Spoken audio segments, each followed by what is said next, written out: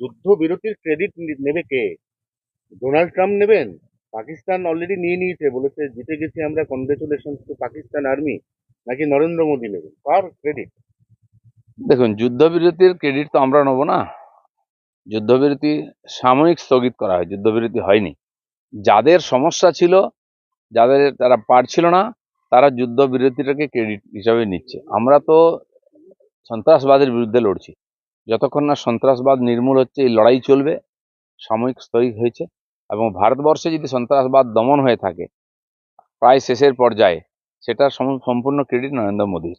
তো সেই জন্য এই লড়াই ততদিন চলবে যতদিন সন্ত্রাসবাদ চলবে, তার জন্য কোনো সীমা থাকবে না।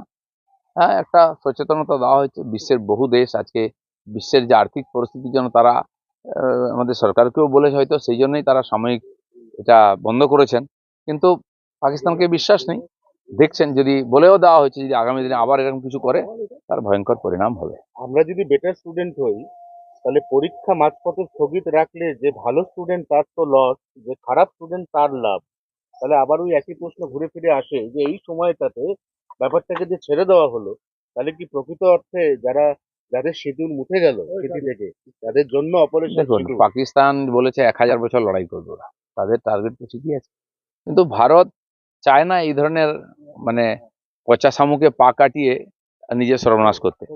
তো সেই জন্য ভারত যখন দরকার হয়েছে, গায়ে পড়েছে, তখন লড়াই করেছে। আমরা লড়াই চাই না, সবসময় এটা বলেছি। আমরা যে নিউক্লিয়ার ওয়েপন্স তৈরি করেছি, নো ফার্স্ট অ্যাটাক, এটাও বলেছি, আমাদের নীতি পরিষ্কার আছে। কিন্তু যেও ক্ষতি করতে আসলে তাকে শিক্ষা দিতে হয়। তো সেটা আমার মনে হয় পরিস্থিতির কারণে সাময়িক স্থগিত আছে, কিন্তু এই যুদ্ধ থামবে না। যুদ্ধ শেষ হবে, এবং সারা বিশ্ব ভারতবর্ষকে ভরসা করেছে আতঙ্কবাদের বিরুদ্ধে।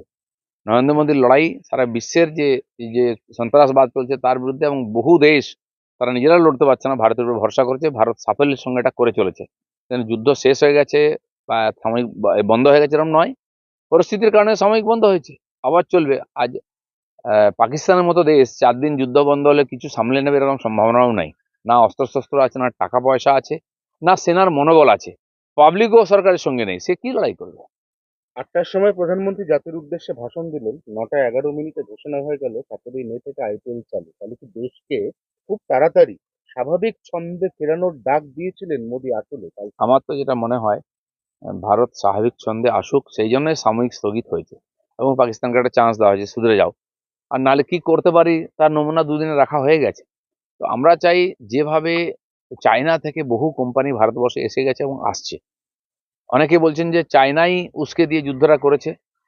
পুতিনের সঙ্গে মাননীয় মোদীজির মিটিং ছিল,